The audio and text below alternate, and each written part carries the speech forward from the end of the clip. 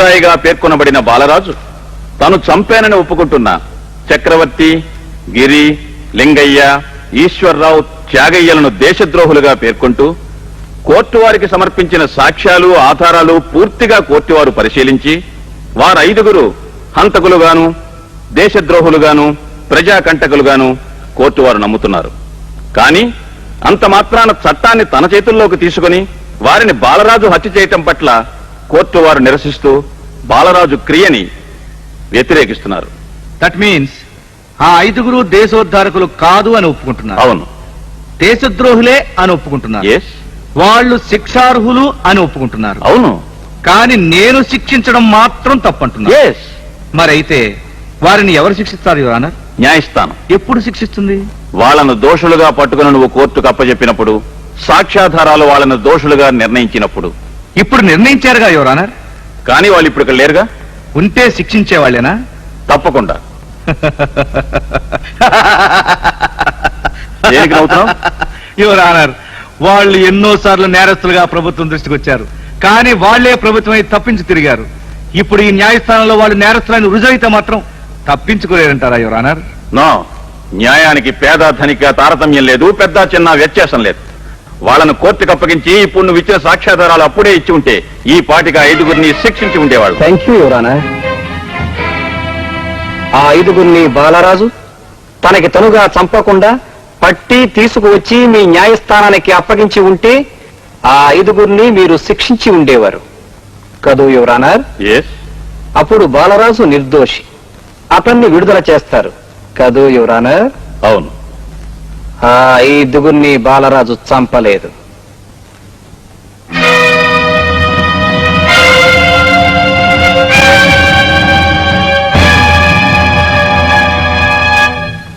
Your honour, మీరు ఊహించినట్టు బాలరాజు చట్టాన్ని తన చేతుల్లోకి తీసుకోలేదు.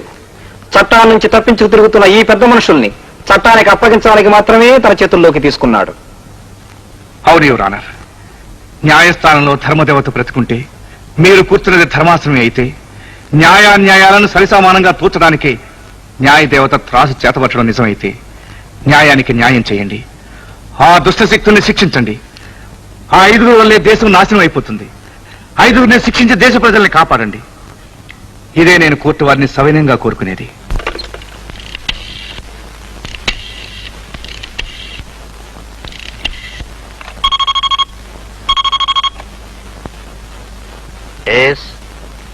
మీకు ఆ భయం అక్కర్లేదు. అవన్నీ నేను చూసుకుంటాను. సరిగ్గా రాత్రి 12 గంటలకు జైలు గోడ దగ్గరికి వ్యాన్ తీసుకురండి.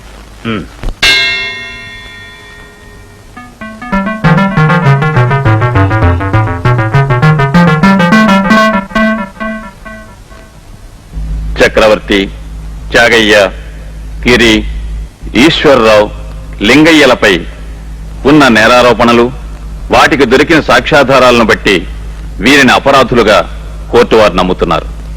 అయితే ఈ ఐదుగురు ముద్దాయిగా పేర్కొన్న బాలరాజు చేత హత్య చేయబడ్డారన్న ప్రాసిక్యూషన్ వారు ఆరోపించిన ఆరోపణ అసత్యమని కోర్టు వారు నమ్మి బాలరాజును విడుదల చేస్తున్నారు.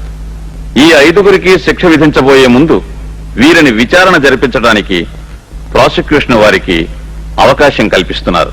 ఎక్స్క్యూజ్ మీ యువర్ ఆనర్, వీరిని ప్రాసిక్యూట్ చేసే ముందు అసలు ఎవరిని ప్రాసిక్యూట్ చేయాలో కోర్టు వారు గమనించవలసిందిగా కోరుతున్నాను. ఇంకెవరిని? నేరస్తులైన ఈ ఐదుగురిని. ఎవరో ఐదుగురు? Mister Chakravarthi, mister Tyagayya, mister Giri, mister Eshwar Rao, mister Lingayya. Sorry your honour, మీరు చెప్పిన ఐదుగురు బాలరాజు చేత ఎప్పుడూ హత్య చేయబడ్డారు. హత్య చేస్తే ఐదుగురు ఇప్పుడు కోర్టుకు ఎలా వచ్చారు?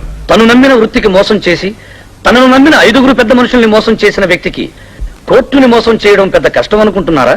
మోసం ఎలా జరిగిందంటారు? ఏముంది, ఈ ఐదుగురు ఆ ఐదుగురు కాదు. మరి ఈ ఐదుగురు ఎవరు? అంటే అదే పోలికలతో ఉన్న వేరే ఐదుగురిని కోర్టుకు తీసుకొచ్చారంటారా? You are right sir. అదే పోలికలున్న ఐదుగురు దొరకటం సాధ్యం కాకపోవచ్చు. కానీ అదే పోలికల్లో ఐదుగురిని తయారు చేయటం కష్టం కాదు. పోలికలా? Yes your honour. కోర్టు వారు అనుమతిస్తే ఈ ఐదుగురి అసలు రూపాలను మీ ముందే బయటపెడతాను. Yes, you can proceed.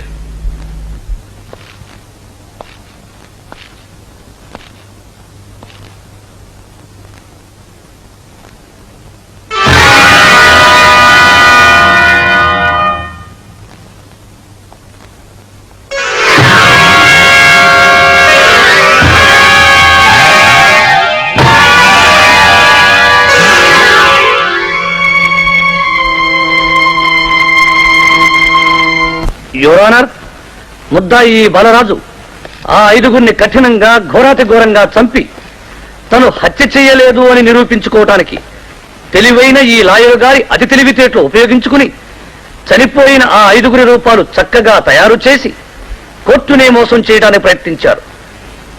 So your ఇప్పుడు చెప్పండి, ఆ 5గురిని ఈ బాలరాజు హత్య చేశాడంటారా లేదంటారా? కోర్టునే మోసం చేయడానికి ప్రయత్నించిన ఈ ముద్దాయికి కఠిన శిక్ష విధించడం న్యాయమని న్యాయమూర్తులకు మనవి చేసుకుంటున్నాను.